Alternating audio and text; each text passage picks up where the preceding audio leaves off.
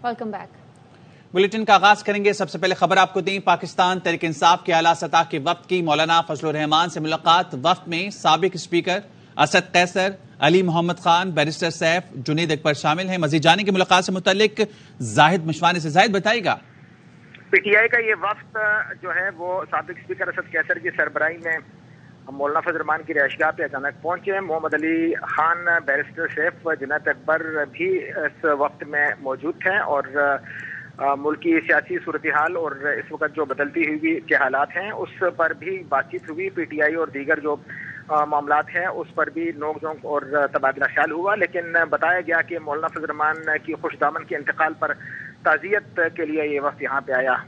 ये वक्त जो है वो 1 घंटे से ज्यादा मौलाना फजल रहमान की रिहाइशगाह पर रहे। नमाज मगरिब इन्होंने यहाँ पे मौलाना की रिहाइशगाह पर अदा की और JUI के ज़रा ने बताया कि मौलाना फजल रहमान ने नमाज मगरिब पढ़ाई और उनकी इख्तिताम में PTI की वक्त ने नमाज पढ़ी। मैंने एक JUI के एक अहदेदार से जब पूछा कि जब नमाज अदा की तो इमामत के भी कुछ तकाजे होते हैं, क्या इस पर बातचीत हुई कि उनको सब मालूम हो, और इमाम की जो एहतराम और तकाजे होते हैं उस हवाले से कोई बातचीत नहीं हुई। ताहम उनको अपने तौर पर इस बात का ख्याल रखना चाहिए। जी, तो आगे की मुलाकात का तयन हुआ कि दोबारा भी मुलाकात होगी कोई जाहिद? ये तो बज़ाहिर बताया गया कि ताज़ियत के लिए ये वक्त यहाँ पे आया और मौलाना फजल रहमान से जो राब्ते हैं मुख्तलिफ सियासी जमातों के, हुकूमत और अपोजिशन की जो साबिक हुकूमत थी, अब तो निगरान हुकूमत है, उनके हवाले से जो बैकडोर सियासी जमातों के राब्ते हैं वो भी जारी हैं। आइंदा आम इंतखाबात के हवाले से भी मुशावरत की जा रही है। और जब मैंने दरियाफ्त किया JUI के एक अहदेदार, तो जाहिर हम ये तस्वीर में देख सकते हैं काफी खुशगवार माहौल में जो है ये मुलाकात नजर आ रही है। तो किसी ने रास्ता हमवार किया था मुलाकात के लिए?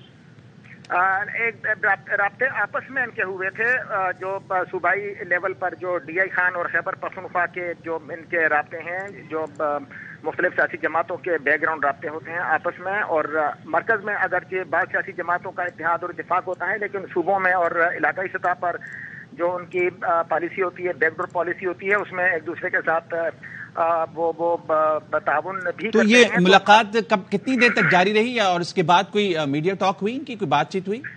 ये मुलाकात तयशुदा नहीं थी, ना एलानिया थी। अचानक ये वफ्द मौलाना की रिहाइशगाह पर, जिस तरह बाकी रहनुमा भी जो जाते हैं और उनसे ताज़ियत करते हैं उनके खुशदामन के इंतकाल पर, ये वक्त भी इस तरह अचानक पहुंचा। अगरचे JUI और उनके आपस में राब्ते होते हैं, इसलिए जो है वो वहाँ पर उनके लिए एहतमाम भी किया जाता है और इंतजार भी किया जाता है, लेकिन मीडिया को इस पर इससे आगाह नहीं किया गया। ताहम जब मुलाकातें शुरू हो जाती हैं तो उसकी खबर बाहर आ जाती है। जी, बहुत शुक्रिया जाहिद मशवानी तफसीलें आगाह करने के लिए। इस्लामाबाद हाई कोर्ट ने एवनफील्ड और अल अजीजिया रेफरेंस में साबिक वज़ीर आज़म या नवाज शरीफ की अपीलें बहाल करने की दरखास्त मंजूर कर ली। नैब ने भी नवाज शरीफ की अपीलें बहाल करने की हिमायत की। नैब ने अदालत को बताया नवाज शरीफ को गिरफ्तार भी नहीं करना चाहते। शरीफ की सजा के खिलाफ अपीलें बहाल करने की दरखास्तों पर इस्लामाबाद हाई कोर्ट के चीफ जस्टिस की सरबराही में 2 रुकनी बेंच ने समाअत की। नैब प्रोसिक्यूटर जनरल एहतिशाम कादिर ने दलाइल में कहा कि रेफरेंस वापस लेने की गुंजाइश सिर्फ उस सूरत में है जब फैसला न सुनाया गया हो। अपीलों को बहाल करेंगे तो फिर मेरिट पर दलाइल सुनकर फैसला करना होगा। नैब प्रोसिक्यूटर ने कहा कि प्रोसिक्यूटर की जिम्मेदारी है कोई शवाहिद मुल्जिम के हक में हो तो उसे भी न छुपाए। जस्टिस आमिर फारूक ने कहा हमने कहा था कि आप इससे मुताल्लिक मजीद गौर भी करें। नैब प्रोसिक्यूटर ने कहा अपीलें बहाल हुई तो हम दलाइल देंगे। जस्टिस मियां गुल हसन औरंगजेब ने पूछा क्या आप फैसले के हक में दलाइल देंगे? प्रोसिक्यूटर जनरल नैब ने कहा पहले मरहले में तो हमें अपीलें बहाल करने पर एतराज नहीं। साहब बताइएगा क्या नवाज शरीफ वाकई डील कर क्या है? नवाज शरीफ के वकील आजम तारड़ ने दलाइल में कहा प्रोसिक्यूटर जनरल एवनफील्ड रेफरेंस में शरीक मुल्जिमों की बरीयत का फैसला देख लें तो बहुत सारे मसले हल हो जाएंगे। जस्टिस मियां गुल हसन औरंगजेब ने इस्तफसार किया कि नैब ने अभी तक शरीक मुल्जिमों की बरीयत का फैसला चैलेंज नहीं किया। मरियम नवाज की हद तक अदालत को बताया गया था कि केस में किरदार नहीं बनता। ट्रायल के बाद अदालत ने अपीलें बहाल करने की दरखास्त पर फैसला महफूज किया, जो अदालती अमले ने सुनाते हुए करार दिया कि अल अजीजिया रेफरेंस और एवनफील्ड रेफरेंस नवाज शरीफ की अपीलें बहाल की जाती हैं। चौधरी परवेज लाही को पंजाब असेंबली भर्ती केस में 2 रोजा जिस्मानी रिमांड पर एंटी करप्शन के हवाले कर दिया गया। प्रोसिक्यूटर ने साबिक वज़ीर आला पंजाब का 14 रोज का रिमांड मांगा था। پیشی کے موقع پر غیر رسمی گفتگو میں پرویز الہی نے کہا، سارے ریلیف نواز اور شہباز شریف کے لیے ہیں۔ میں 5 ماہ سے ضمانت پر ہوں، پھر بھی تنگ کیا جا رہا ہے۔ انصاف وہ ہے جس کو عوام تسلیم کرے اور ہوتا بھی نظر آئے۔ شریفوں نے ہمیشہ اداروں کے خلاف باتیں کی، لیکن سارے ریلیف لاڈلے کے لیے اور باقیوں کے لیے سختی ہے۔ چودھری پرویز الہی آج 2 مقدموں میں پیش ہوئے۔ لاہور کی جوڈیشل عدالت نے چودھری پرویز الہی کو شوگر ملز کوٹا کیس میں ڈسچارج کر دیا۔ 25ویں نیشنل سیکیورٹی ورکشاپ کے شرکا کا GHQ کا دورہ، آرمی چیف سے ملاقات، شرکا کو بین الاقوامی اور علاقائی سیکیورٹی اور قومی صورتحال پر بریفنگ دی گئی۔ شرکا نے army chief general Syed Asim Munir سے بھی ملاقات کی۔ لئیق الرحمان ہمارے ساتھ موجود ہیں، تفصیلات ان سے جانتے ہیں۔ لئیق آگاہ کیجیے گا۔ 25ویں نیشنل سیکورٹی ورکشاپ کے شرکا سے خطاب کرتے ہوئے army chief general Syed Asim Munir کا یہ کہنا تھا کہ پاکستان کی مسلح افواج، سیکیورٹی اور انٹیلیجنس کے ادارے دشمن قوتوں کی مسلسل کوششوں کے باوجود دہشت گردی کی لعنت کا بہادری سے مقابلہ کر رہے ہیں۔ پاکستانی عوام کے مسلسل تعاون سے انشاءاللہ کامیابی ہمارا مقدر ہوگی۔ آرمی چیف نے اس بات پر زور دے کر کہا کہ دانشوروں اور سول سوسائٹی کی زیادہ ذمہ داری ہے کہ وہ اس بات کو یقینی بنائیں کہ ہماری عوام، خصوصی طور پر نوجوان نسل، پاکستان کے ریاستی اداروں کے خلاف جاری پروپیگنڈے کے بارے میں اپنی معلومات میں اضافہ کریں اور اس کا مقابلہ کریں۔ شرکا کو غیر قانونی سرگرمیوں کو روکنے کے لیے اٹھائے جانے والے اقدامات سے بھی آگاہ کیا گیا، جس میں اسمگلنگ، بجلی چوری، منشیات کا پھیلاؤ، بارڈر کنٹرول کے اقدامات اور پاکستان سے غیر قانونی غیر ملکیوں کی وطن واپسی شامل ہیں۔ غیر قانونی ملکیوں کی وطن واپسی اور ملک بدری کے موضوع پر آرمی چیف نے اظہار خیال کرتے ہوئے کہا کہ ہر ایک پاکستانی کی حفاظت اور سلامتی انتہائی اہمیت کی حامل ہے، جس پر کسی بھی قیمت پر سمجھوتہ کرنے کی اجازت نہیں دی جا سکتی۔ آرمی چیف نے معیشت کی بہتری کے لیے کیے گئے متعدد فعال اقدامات، جس میں خصوصی سرمایہ کاری سہولت کونسل کے نتیجے میں معیشت پر مثبت اثرات کو بھی اجاگر کیا۔ انہوں نے کہا کہ فوج پاکستان کے عوام کی بہتری کے لیے ریاست کے دیگر اداروں کے ساتھ مل کر مختلف شعبوں میں قومی اور صوبائی سطح پر پوری طرح مصروف عمل ہے۔ ہم ایک مضبوط قوم ہے جس نے امن اور استحکام کے حصول کے لیے بہت سی آزمائشوں کو برداشت کیا۔ نیشنل ڈیفنس یونیورسٹی کی سالانہ نیشنل سیکورٹی ورکشاپ میں تمام مکاتب عسکر کے نمائندے شریک ہوتے ہیں، جنہوں نے آرمی چیف سے مختلف سوالات بھی کیے۔ بہت شکریہ لئیق الرحمان۔ اسرائیل کی بمباری کا 20واں روز غزہ اور خان یونس رات بھر دھماکوں سے گونجتے رہے۔ غزہ میں شہید ہونے والوں کی تعداد 7,000 سے زائد ہو گئی۔ شہید ہونے والوں میں 3,000 سے زائد بچے، 1,700 خواتین اور 400 معمر افراد شامل ہیں۔ مغربی کنارے میں اسرائیلی جارحیت سے شہید ہونے والے فلسطینیوں کی تعداد 100 سے زائد ہو گئی۔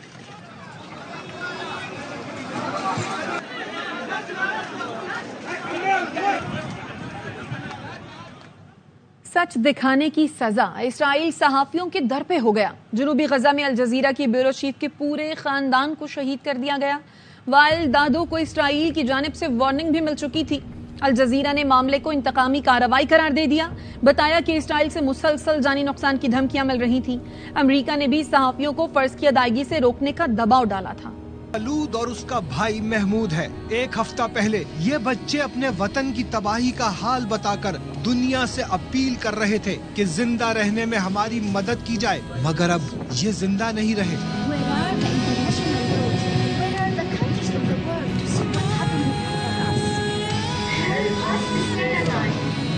اور محمود اپنی ماں اور چھوٹی بہن سمیت اسرائیلی میزائل کا نشانہ بنے۔ والد وائل دہدو غزہ میں الجزیرہ کا بیورو چیف ہے۔ فرض کی ادائیگی پر اسرائیل کی جانب سے کئی دھمکیاں ملی، مگر وائل نے سچ دکھانے پر سمجھوتا نہیں کیا۔ خبریں دیتے دیتے وائل کو خبر ملی کہ خود اس کا اپنا خاندان خبر بن گیا۔ غزہ پر رپورٹنگ کرنے والے 24 صحافی اپنی جان سے جا چکے ہیں۔ 20 صحافیوں کا تعلق فلسطین سے ہے جو براہ راست اسرائیلی فائرنگ یا بمباری کی زد میں آئے۔ 8 صحافی ایسے ہیں جن کا پورا خاندان مارا جا چکا ہے۔ غزہ میں صحافی وائل دہدو کے شہید خاندان کو سپرد خاک کر دیا گیا۔ وائل نے اپنے بچوں اور بیوی کی نماز جنازہ خود پڑھائی۔ تباہ شدہ اسپتال کے احاطے میں نماز جنازہ ادا کی گئی۔ وائل کے خاندان کے ساتھ دوست بھی جنازے میں شریک ہوئے۔ سینئر صحافی وائل اپنے پیاروں کو دفنا کر دوبارہ رپورٹنگ کے لیے فیلڈ میں پہنچ چکا۔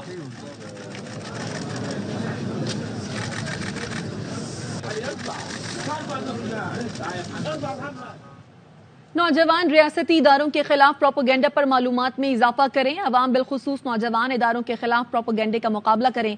दानिश्वर और सिविल सोसाइटी अवाम में मनफी रुझानात की हौसला शिकनी करें। Army chief general Syed Asim Munir ने 25वें नेशनल सिक्योरिटी वर्कशॉप के शुरका से खिताब के दौरान ये कहा। इस अहम मामले पर बात करते हैं। ब्रिगेडियर रिटायर्ड अहमद सईद मिन्हाज साहब हमारे साथ मौजूद हैं। ब्रिगेडियर साहब, बहुत शुक्रिया सर, ARY को आपने वक्त दिया। आज जब शुरका से खिताब किया आर्मी चीफ ने, तो जिस पॉइंट पर उन्होंने फोकस किया वो था प्रोपेगेंडा वॉर।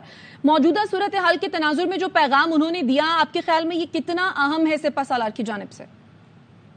जी बिल्कुल ऐसे ही है। जो आज नेशनल सिक्योरिटी की जो वर्कशॉप के पार्टिसिपेंट्स ने आज चीफ आर्मी से मुलाकात की GHQ में, इसमें तमाम सिविल इदारे, सिविल सोसाइटी, आपके ब्यूरोक्रेट्स, पॉलिटिशियंस, मीडिया के लोग, और ये बड़ी अहमियत की हामिल ये सिक्योरिटी वर्कशॉप होती है और इसके सरकार ने मुलाकात की। इसमें जो पहली उनकी जो चीज थी वो ये कि आपके जो आजकल के दौर में जो 5th जनरेशन वॉरफेयर है या हाइब्रिड वॉरफेयर है, जिसके अंदर प्रोपेगेंडा को एज अ लीथल वेपन के तौर पे यूज किया जाता है, ताकि आप नौजवान जो माइंड है, जिनके हाथ में जो चेंज की स्क्रीन है मोबाइल की सूरत में, उसमें जो नैरेटिव्स फैलाए जाते हैं नैरेटिव वॉरफेयर के तहत, और वो एक रियासती इदारों के खिलाफ एक नफरत अंगेज एक जो फैलाया जा रहा है जो दुश्मन ममालिक की जानिब से है, जिसमें यूरोप में काफी सारे रोबोटिक किस्म की साइट्स थी, वो थे जो हमारे नौजवानों ने अनफॉर्चुनेटली उसके साथ अपने आप को अलाइन किया, तो उसके मुताबिक खास करके बात की। और उसमें उन्होंने सिविल सोसाइटी के जो जितने पार्टिसिपेंट्स थे उनको भी कहा कि, और नौजवानों को खास करके मुखातिब करके कहा कि वो इस चीज को पहचानें और ऐसे लोगों की निशानदेही करें, ताकि किसी किस्म की से जो है वो आपकी जो सिक्योरिटी, जो आपकी नेशनल सिक्योरिटी है, उसको जो सबसे शदीद खतरा हुआ प्रोपेगेंडा से है, तो उसका कलाकमा किया जा सके। चीफ आर्मी स्टाफ ने इस चीज का भी अदा किया कि एक एक इंडिविजुअल जो पाकिस्तानी है उसकी सिक्योरिटी वो हमारी जिम्मेदारी है और किसी सूरत उसमें कॉम्प्रोमाइज नहीं किया जाएगा। इसके साथ साथ जो आपकी नजरियाती या जो आपकी जोग्राफियाई सरहदें हैं उसकी भी हिफाजत की जाएगी। और जहां तक टेररिज्म का ताल्लुक है, वो उसके मुतालिक भी चीफ आर्मी स्टाफ ने बड़ा स्ट्रॉन्ग पोजीशन ली कि आपके माजी के अंदर भी उन्होंने जहां से टेररिज्म को खत्म किया है, और अगर हालिया दिनों के अंदर कोई सर उठाने की कोशिश भी कर रहा है तो उसको सख्ती से कुचला जाएगा, और फतह जो है वो आर्म्ड फोर्सेस की होगी। लेकिन जो फतह है, जो स्पेशली आपकी प्रोपेगेंडा वॉरफेयर की या टेररिज्म के खिलाफ, उसमें वो उस वक्त मुमकिन है जब कौम आपके साथ हो और कौम जो है वो आपके साथ मिलके एक पोजीशन ले और पाकिस्तान की तरक्की के लिए काम करे। तो आज चीफ आर्मी साहब की तकरीर जो है उसमें बेसिक सिक्योरिटी पॉलिसी है जिसका मंबा अवाम है, पाकिस्तानी है, उसके मुतालिक इजहार किया गया है। जी बिल्कुल, अहम मामले पर इजहार ख्याल कर रहे थे आप ब्रिगेडियर रिटायर्ड अहमद सईद मिन्हाज साहब, आपके वक्त का शुक्रिया। कतरी अदालत ने भारतीय बहरिया के 8 साबिक एहलकारों को सजाए मौत दे दी। भारतीय वजारत खारजा ने सजाओं की तस्दीक कर दी। भारतीय बहरिया के साबिक एहलकारों को 2022 में कतर के खिलाफ इसराइल के लिए जासूसी पर जेल भेजा गया। भारतीय एजेंसियां जासूस एहलकारों को मुसलसल मदद फराम करती रहीं। जासूस एहलकार ग्लोबल टेक्नोलॉजी में आबदोज बनाने जैसे हसास नोयत के मंसूबे पर काम कर रहे थे। भारतीय जासूस फौजी एहलकारों में कैप्टन नौतेज सिंह, बरिंदरा कुमार वर्मा, सोराब वशिष्ठ, कमांडर अमित इकबाल, परिंदर तिवारी, सगना पकौला, संजीव गुप्ता और मल्लाह राजेश शामिल हैं। भारत के जासूसी के नेटवर्क्स पर दुनिया भर में एक अरसे से तशवीश पाई जा रही है। पाकिस्तान में भी दहशतगर्दी फैलाने पर हिंदुस्तानी हाजिर सर्विस नेवल ऑफिसर कुलभूषण को 2016 में पकड़ा गया था। कनाडा, बरतानिया और दीगर ममालिक में रॉ के किराए के कातिल सिख लीडर्स को कत्ल करते हुए भी रंगे हाथों पकड़े जा चुके हैं। भारत के इन मजबूम और घिनौने हथकंडों का आलमी बरादरी को नोटिस लेना होगा। और खेल के मैदान से खबर यह है कि श्रीलंका ने डिफाई चैंपियन इंग्लैंड को शिकस्त दे दी है। अहम खबर जिससे आपको आगाह कर रहे हैं, बाकी आज मैच था श्रीलंका और इंग्लैंड के माबैन। वर्ल्ड कप में डिफाई चैंपियन इंग्लैंड को 5 मैचों में चौथी शिकस्त हो गई है। जी हां, इंग्लैंड ने टॉस जीता और पहले बैटिंग की और 156 रन बनाए थे। इंग्लैंड ने श्रीलंका को 157 रन का टारगेट दिया, जो कि 2 विकेटों के नुकसान पर श्रीलंका ने पूरा कर लिया। सिर्फ जो है बेन स्टोक्स ही हैं जो आज इंग्लैंड की जानिब से परफॉर्म कर सके, जिन्होंने 43 रन की इनिंग खेली। बाकी कोई भी खिलाड़ी उनका खातिर ख्वाह परफॉर्मेंस नहीं दे सका और इस तरह श्रीलंका ने ये 2 विकेटों के नुकसान पर 160 रन बना लिए। क्रिकेट वर्ल्ड कप में वापसी का मिशन, पाकिस्तान के लिए अब हर मैच डू और डाई। ग्रीन शर्ट्स कल जनूबी अफ्रीका से चेन्नई में टकराएंगे। प्रोटियाज को हराने के लिए पाकिस्तान को क्या करना होगा, बता रहे हैं हमारे नुमाइंदा खुसरी खेल शाहिद हाशमी। خان نے کہا کہ پاکستان کو معجزے کی تلاش ہے، معجزے ہوتے رہے کرکٹ میں، اچھا کھیلنا ہوگا اگر جنوبی افریقہ کو ہرانا ہے۔ خطرناک ٹیم ہے، اپنے 4 میچ جیتی ہے 5 میں سے، اور وہ چاروں میچ 100+ کے مارجن سے انہوں نے جیتے ہیں۔ آخری 10 اوور میں کمال کی بیٹنگ کر رہے ہیں، آخری 10 اوور میں انہوں نے 32 چھکے لگائے۔ تو پاکستان کو جنوبی افریقہ کو روکنا ہوگا۔ باؤنسری پچ ہے، اس پہ جنوبی افریقہ کے فاسٹ بالر بھی پرابلم کریں گے، اور پاکستان کے کیمپ سے اچھی خبر نہیں ہے کہ حسن علی بخار کا شکار ہو گئے۔ مختلف اوقات میں پاکستان کے کھلاڑی بخار اور فلو کا شکار ہوتے رہے ہیں یہاں انڈیا میں، تو حسن علی کی جگہ امکان ہے کہ وسیم جونیئر کھیلیں گے۔ اب تک کے لیے اتنا ہی، دیکھتے رہیے AR9 نیوز۔